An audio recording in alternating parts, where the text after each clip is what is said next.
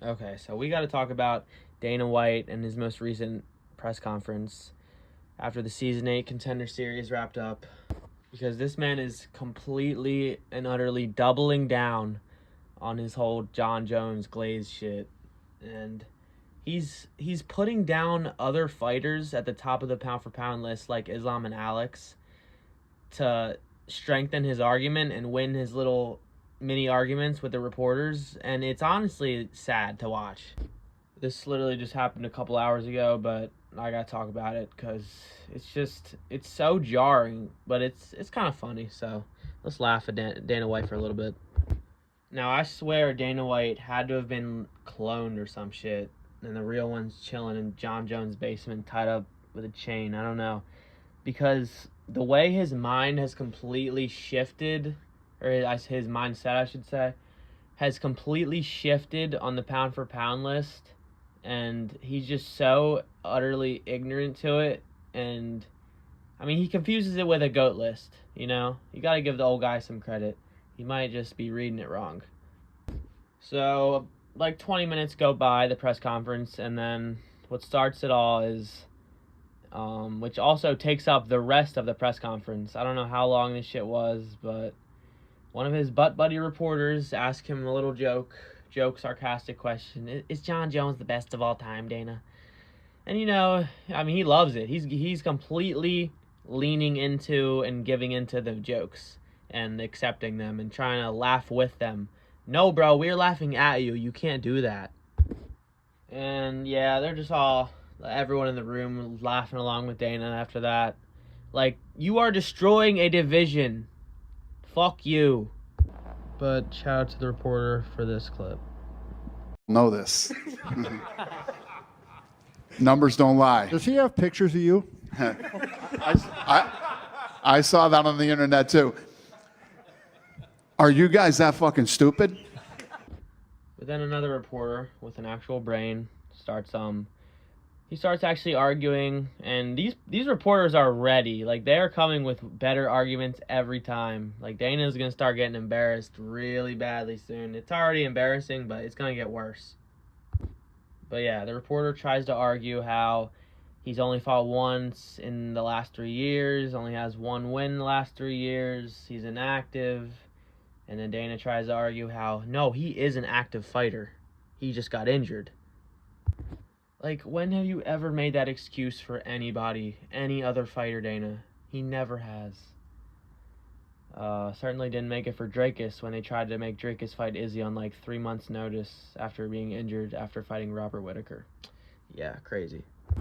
And yeah, the reporter tries to get in Dana's mind, this is not a GOAT list. They say, everyone in the room recites, we all think Jon Jones is the best of all time, Dana, but we do not think he is currently the pound-for-pound #1 fighter in the world, which is completely right.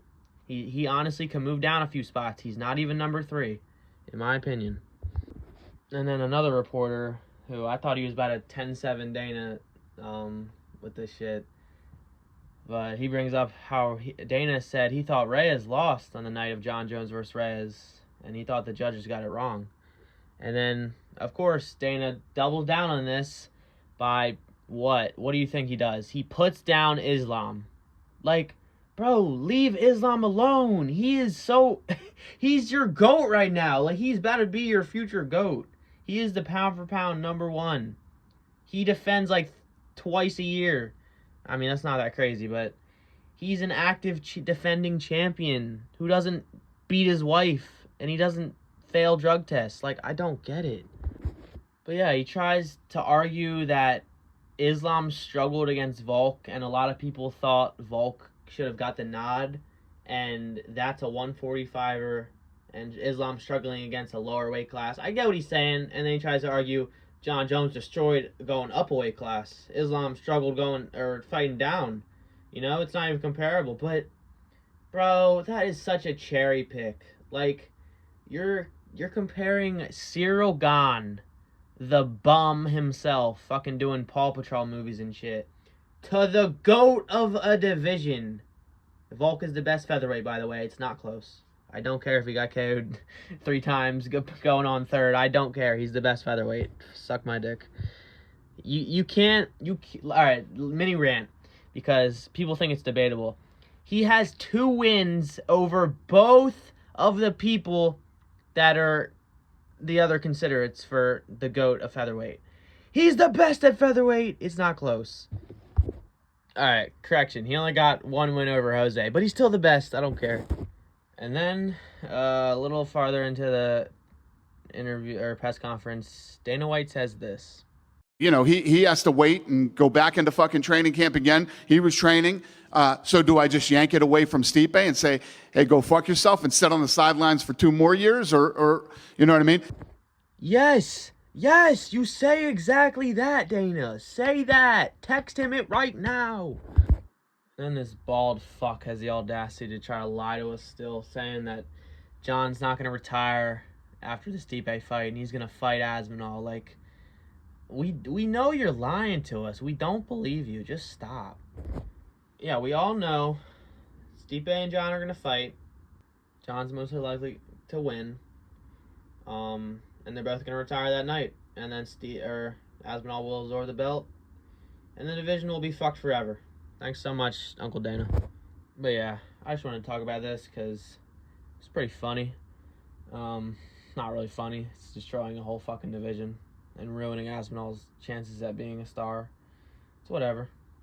But yeah, that's the UFC right now, guys. Yeah, I love it. You gotta love it. It's honestly the only sport I like, and it's really getting to me how bad it is sometimes. We need a change. I'm not even saying Dana needs to, like, go or be fired. I'm not even saying that would change much. Dude, Unk needs to stop yapping, alright? That's the real truth. Like, the glazing was funny at first, but it stops being funny when it starts destroying a division for real. But yeah, that's it. I'll see you guys in the next one.